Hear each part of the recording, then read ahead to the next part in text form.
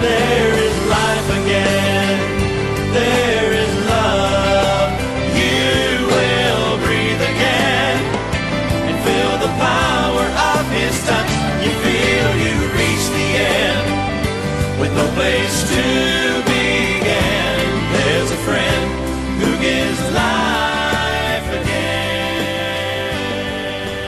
Good morning, and thank you for tuning in to the Life Again radio broadcast, a ministry of the Heritage Baptist Church here in Cornelia, Georgia, located on the 441 bypass just south of Cornelia. Join us now as we take you into one of our previous services here at the Heritage Baptist Church. Jesus said you'll hear of wars, rumors of wars, nation will rise against nation. He said, but I want to tell you something. He said there'll be famines in the land and pestilence. Watch this. And earthquakes in diverse, that just simply means various places. It ain't going to happen in the same place every year. California may be on a fault line, but Texas may experience an earthquake, okay? Diverse places. Jesus said, for these are the beginning of sorrows. Now watch verse number 21. Listen to what Jesus said. This is Jesus speaking. He said, for then shall be great tribulation, such as was since the beginning of the world to this time, nor ever shall be. Watch this. And except those days should be shortened. Jesus said, your days are going to get shorter. That there should be no flesh to be saved. He said, but for the elect's sake, those days shall be shortened.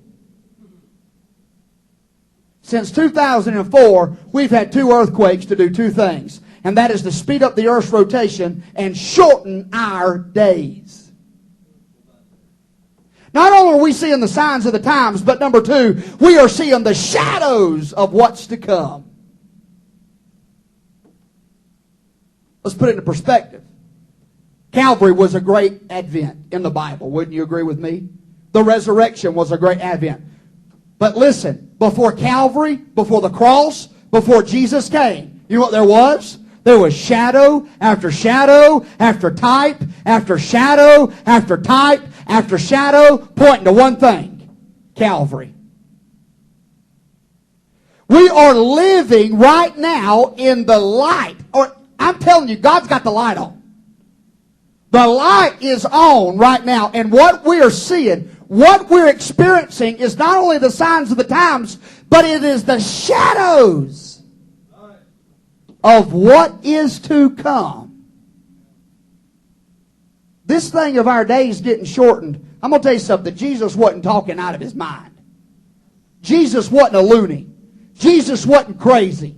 He said, when these things come to pass, he said, write her down, mark it down. This is how you know that I'm fixing to come back. This is how you know the end of the world is near. When the shadows, and what's happening right now? Look at the world. Look at everything. It's a shadow. No, we're not in the Great Tribulation. That is not the Great Tribulation. But what is it, Brother Adam? It is the signs and it is the shadows that are before what is and what will come. Flip over, if you would, to the book of Luke. Luke touches on this just a little bit. And Brother Jason, I heard you quote this in Sunday school, and I figured I'd just read it this morning while we're at it. And in the book of Luke, around chapter number 21, verse number 7, they asked the master the same question. How will we know these things will be? What signs are we supposed to look for? And Jesus answers in verse number 9. He said, when ye shall hear of wars and commotions, and I can tell you, we're hearing a lot of commotion. We may not be shooting missiles and bombs, but you know what the Middle East is crying for right now? Please put a no-fly zone over Libya. Please, because he's bombing our own people. He's bombing our own country. They're wanting war. They're wanting the UN to step in and put warplanes down there in Libya. Commotions. Hey, be not terrified, for these things must come to pass, but the end is not yet by and by. Then said he unto them, nation shall rise against nation, kingdom against kingdom. Watch this. He reminds them one more time. And not just earthquakes, according to Matthew, but he stresses this thing in Luke. Not just earthquakes. Read it with me. Great earthquakes. Let me go back to my notes. 2004, 9.0. 2005, 8.6. 2010, 8.8. 2011, 8.9. What I'm saying is, it's not just an earthquake or an earth shake. It is a great earthquake. Biblical proportions. That's what's coming. That's what's coming. And we're getting a taste of what's going to be hereafter. Great earthquakes shall be in divers places, famines, pestilence, fearful sights, great signs shall there be from heaven. Verse number 20. I just want to hit this. I was going to skip over it, but here we go. Verse number 20. When they shall see Jerusalem compassed with armies, then know that the desolation thereof is nigh. That's what they're doing. That's what they're doing. They are gathering together under one flag. They're gathering together under one voice, and they're coming against one little bitty piece of land. Right. Jerusalem. And they're gathering themselves together. You say, what are we seeing? We're not only seeing the signs of the times and the shadows of what's to come, but number 3, we are seeing the Scriptures come to life. Your King James Bible all of a sudden is becoming real. All of a sudden, these Scriptures are starting to unfold before mine and your very eyes. He said, when you see Jerusalem compassed with armies, tell me they're not getting compassed. Iran's on one side, Saudi Arabia's on the other, Egypt's on one side, Libya's on the other. I'm talking they are compassed about right now. Let me put it to you like this. Israel's outnumbered. Israel is outnumbered. And we're fixing to start seeing pictures like this if the Lord don't tarry is coming. We've got an idiot in Iran. Ahmadinejad. I have done a brief study on what that fool believes. And I use that word very strongly, fool. The fool has said in his heart, there is no God. Ahmadinejad is a fool. Listen to what they believe, Brother Ken. This is what that guy's looking for. He is looking for a prophet to come. They think that he'll be here in the very near future. And by believing their beliefs and reading their books and reading I don't even want to call them their Bibles, their books. But did you know that there is a mosque over in the Middle East? There is a mosque that has been built on top of a well.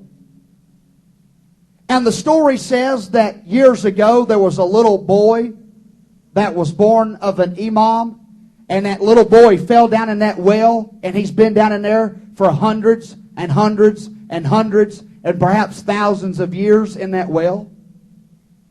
And the Iranians believe that if they could cause enough chaos, and correct me if I'm wrong, Eric knows a little bit about this, they believe if they could cause enough chaos, and if they could cause enough disturbance in the Middle East, listen to this, they believe that he will be reincarnate somehow in that well.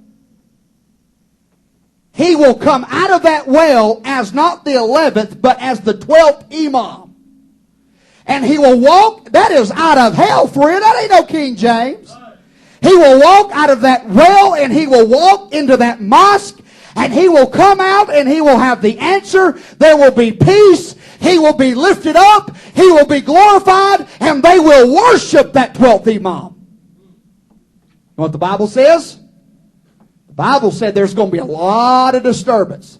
The Bible teaches us there's going to be a lot of commotion. You know what our Bible teaches us? There's going to be a lot of panic. There's going to be a lot of destruction. Our economic system will fail. The dollar will fail. And everything will fall apart. And then all of a sudden, out of nowhere, there's going to be a man that's walk in, and he's going to have the answer.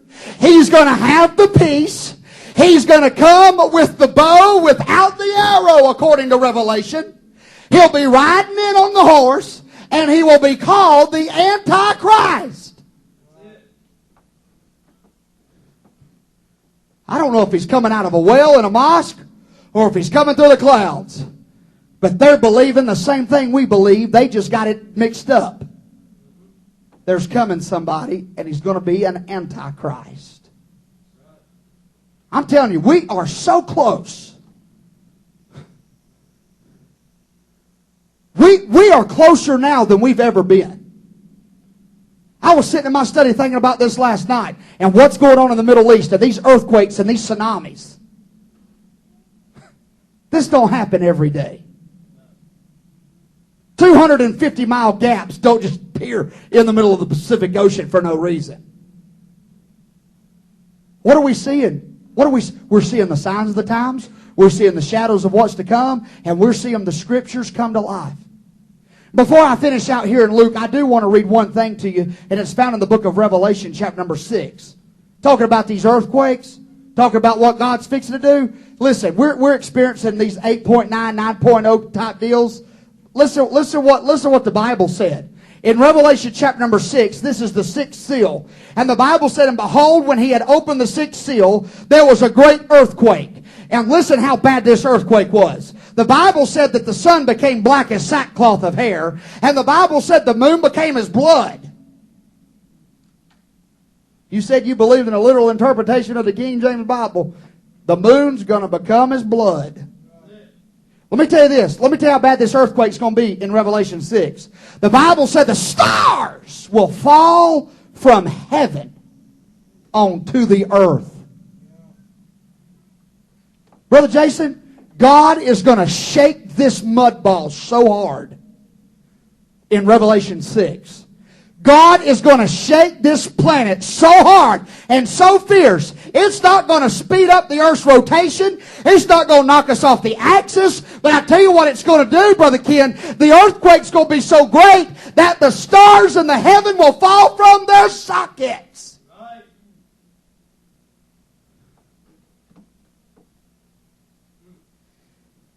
Now listen, this is what I read. And you tell me if this Bible don't come to life to you when you read it too. These Scriptures are coming to life to me, Brother Ken. All of a sudden I realize I'm reading something that's real, something that's pure, something that's holy, something that's right. Verse 14, and the heaven departed as a scroll when it rolled together.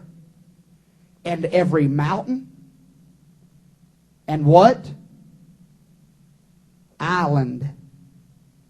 You better turn to Revelation 6. It'll make you want to read your Bible more.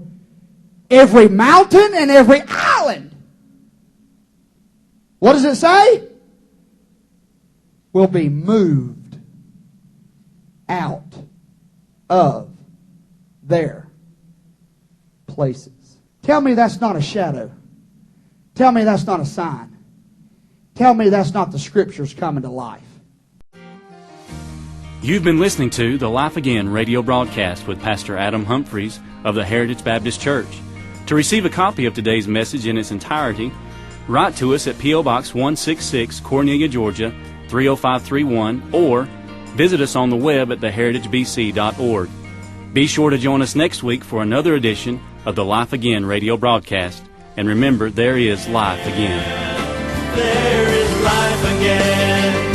There is love. You will breathe again and feel the power of His touch. You feel you reach the end with no place to